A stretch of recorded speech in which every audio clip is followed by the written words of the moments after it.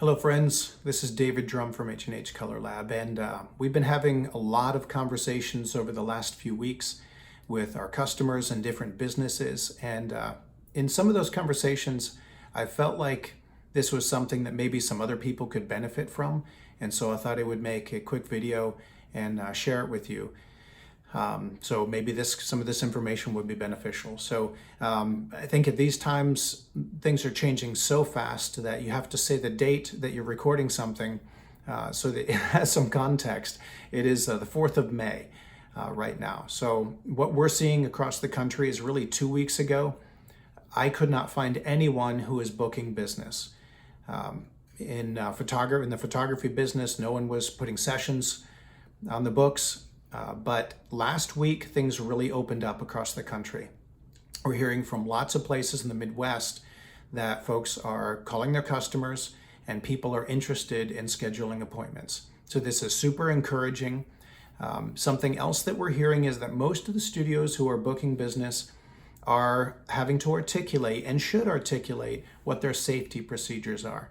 So you'll need to really look into that for your specific area. There's obviously a big difference if you're in New York City versus you're in the middle of Tennessee somewhere or in the Midwest. So you definitely want to be smart. You want to be thoughtful and considerate and do your part to operate your business in a way that that minimizes the chances that one sick person can get a lot of people sick. So we have to make some of those assumptions that the people we're working with or ourselves are sick to do that. So really give that some thought. But a couple of ideas that I'm hearing is, number one, if you are open, normally our assumption is that, of course you're open, you have a business. But right now you can't assume that. If you are open for business, you need to tell your customers specifically that you are open. You need to say on your website, you need to say in your voicemail message, you need to say, we are open for business. The second thing you need to do is make sure that you are clearly articulating your safety procedures. People are at different places and where their mindset is. And some people are going to be very fearful, but want to do business with you. Other people are going to be completely relaxed. And so even in our business, I'm having to really, when I walk up to someone in person, I'm reading them to find out where they need to be to feel safe. If they have a mask and I don't have a mask and I'm still going to be 6 feet away, I still put on a mask because I know that that's something that is on their mind. And that's in addition to the safety procedures that I feel need to be there for me to feel safe. The second thing I want to mention is I'm hearing a lot of fear right now that in order to be open in business, you have to slash your prices. And I think this is a very toxic tailspin that we can get in, and I want to encourage you not to do that. Please don't assume that every person you talk to is hurting financially and can't afford you. I would say let your customers tell you. You do business how you know it makes good business for you to operate, and then listen to your clients. One thing you can consider that I have heard a number of people talking about is consider some different business models. In the photography business, it would be like this. You might have a high-end senior session that you spend 2 hours photographing and then do a consultation. And maybe you'll be in person with some physical distancing, but maybe you're using something like Enview's Dual View and with Room View so that you can do this virtually over the internet. So keep your mind open for that.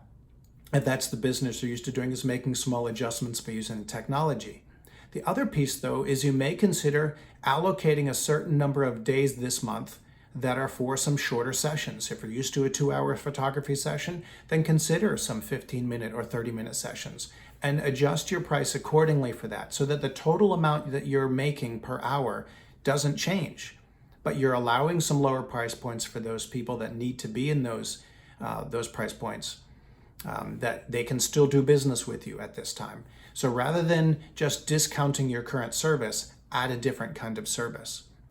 The other thing to consider, and this may be a little controversial, I don't know, but a good friend of mine, Joe Craig, and I were talking last week, and he was suggesting actually that businesses consider adding a higher level of service, whether it's 20% more and a better experience, but something that will really differentiate you. If everyone else is running toward lower price And yet we know that right now people have really stopped and paused and reconsidered their lives and what's important to them.